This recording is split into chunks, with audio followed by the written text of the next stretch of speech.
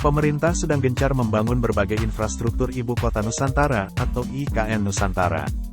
Pembangunan terutama difokuskan di wilayah kawasan inti pusat pemerintahan atau KIP. Diketahui, KIP saat ini berlokasi di Kecamatan Sepaku, Kabupaten Penajam Pasir Utara. Sementara itu, Pemkab Penajam Pasir Utara saat ini masih menanyakan nasib status aset mereka yang ada di Kecamatan Sepaku. Saat menjadi Ibu Kota Nusantara, Kecamatan Sepaku akan lepas dari wilayah administratif Penajam Pasir Utara. Surat Bupati PPU yang mempertanyakan kejelasan aset tersebut dikirim sejak beberapa waktu lalu ke Kementerian Dalam Negeri. Namun hingga kini tak kunjung mendapat respon dari pemerintah pusat.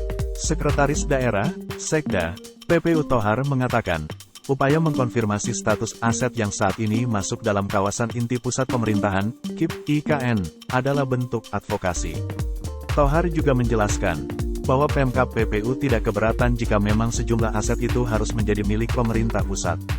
Pemerintah daerah akan melakukan penataan aset, pasca masuknya Kecamatan Sepaku menjadi IKN Nusantara. Tanggapan atas surat yang dikirim ke pemerintah pusat itu, kata Thohar sebagai salah satu dasar untuk mengawali penataan aset yang ada. Sebelumnya pemerintah daerah berupaya mempertahankan aset berupa guest house yang berada di KIP IKN Nusantara.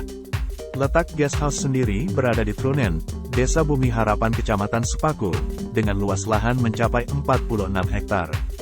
Upaya pemerintah daerah agar guest house tetap menjadi aset PPU, agar kabupaten yang berjuluk Benua Taka itu, masih memiliki lahan di ibu kota, dan memudahkan koordinasi dengan pemerintah pusat di IKN Nusantara. Sebelumnya, Presiden Joko Widodo menjelaskan alasan Kabupaten Penajam Pasir Utara di Kalimantan Timur dipilih menjadi lokasi dibangunnya IKN Nusantara atau Ibu Kota Nusantara. Menurut Jokowi, lokasi tersebut berada di titik paling tengah jika ditarik dari barat, timur, utara, dan selatan wilayah Indonesia. Jokowi melanjutkan, pemilihan lokasi IKN Nusantara ini bermula pada 2014 saat dirinya meminta Kepala Badan Perencanaan Pembangunan Nasional, Bappenas, untuk kembali melakukan kajian mengenai pemindahan ibu kota. Saat itu tercatat sejumlah pilihan lokasi yang kemudian dikerucutkan menjadi 3 titik. Saat akhirnya dipilih Penajam Pasir Utara, Jokowi mengatakan, ada pertimbangan ketersediaan lahan yang menjadi latar belakangnya.